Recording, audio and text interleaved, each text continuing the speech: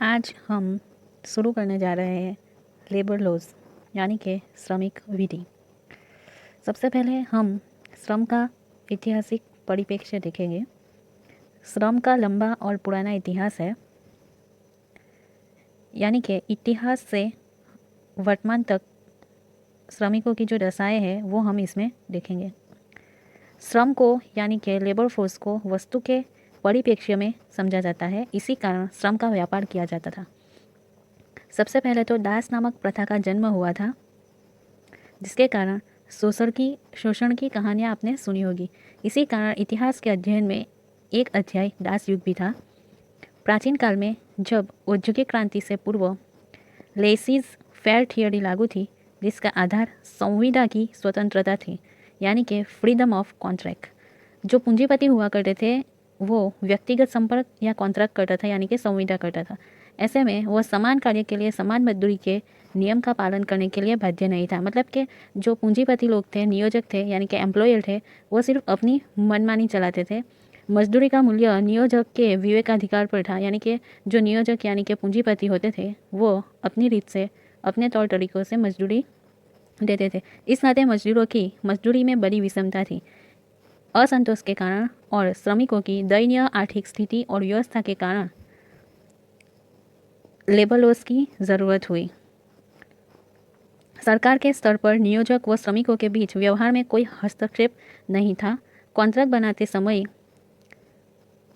जो कॉन्ट्रैक्ट होता था वो कभी भी तोड़ा जा सकता था और उसमें कभी भी बदलाव किया जा सकता था।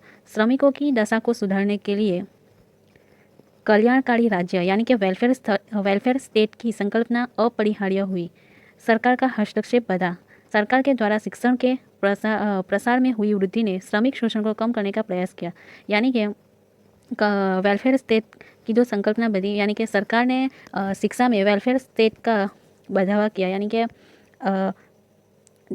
जैसे कि हमने देखा है कि हमारे जो कॉन्स्टिट्यूशन है उसमें डीपीएसपी में कल्याणकारी राज्य की एक परिकल्पना की गई है कि सरकार अपनी रीत से अपने राज्य में राज्य का कल्याण हो, इस तरह से कोई भी योजना लागू कर सकते हैं। जैसे कि हमने आर्टिकल 38 और 39 में देखा है कि जो कि लेबर लॉज में लागू होते हैं, जो हम आगे देखेंगे। परिणाम स्वरूप श्रमिकों के हितों का संरक्षण और अधिकारों की गारंटी दी गई। इसीलिए बाद में श्रम और पूंजी को समान महत्व दिया गया। आज विश्व एक ग्लोबल विलेज की तरह हो चुका है, इसीलिए श्रमिकों को अब एक निश्चित दायरे में हम सीमित न पाकर विश्व स्तर पर देख रहे हैं। इसी तरह से अंतर्राष्ट्रीय स्तर पर भी श्रमिकों का अधिकाधिक आव्रजन यानी कि इमिग्रेशन और माइग्रेशन व्यापक स्तर पर हो रहा है, जिसका एक कारण है व्यापार यानी कि wages on economic condition. Bharat ने भी कल्याणकारी राज्य होने का उदाहरण स्वतंत्रता के बाद ही प्रस्तुत किया। भारत का संविधान श्रम और श्रमिकों के हितों का व्यापक संरक्षण बनकर उभरा है तथा सामाजिक सुरक्षा को स्वीकृति देता है। अब हम देखेंगे संविधानों का इतिहास। तो जबकि भारत ब्रिटिशों के कब्जे में था, तब 1919 से पूर्व भारत में संवैधानिक कुछ क्रियाकलाप हुए, जिसमें regulating act 1773, Pitt's India act 1784 जैसे कई चार्टर अधिनियमों आए। भारत सरकार अधिनियम 1919 में सबसे पहले श्रमिक विधि को लेकर नीति बनाई गई। भारत सरकार अधिनियम 1919 में सबसे पहले श्रमिक विधि बनाई गई और केंद्र सरकार को श्रम पर पूर्णता यानी कि लेबर फोर्स पर वर्कफोर्स पर पूर्णता विधायन बनाने का काम दिया गया। वहीं पर प्रांतीय सरकारों को सिर्फ आरक्षित विषयों में यानी कि रिजर्व सब्जेक्ट में जो श्रम से संबंधित थे उन्हीं पर विधान बनाने की अनुमति दी गई। भारत सरकार अधिनियम 1935 में कुछ और विकास हुआ और श्रम को 3 श्रेणियों में रखा गया, यानी कि संघीय सूची, समवर्ती सूची और प्रांतीय सूची।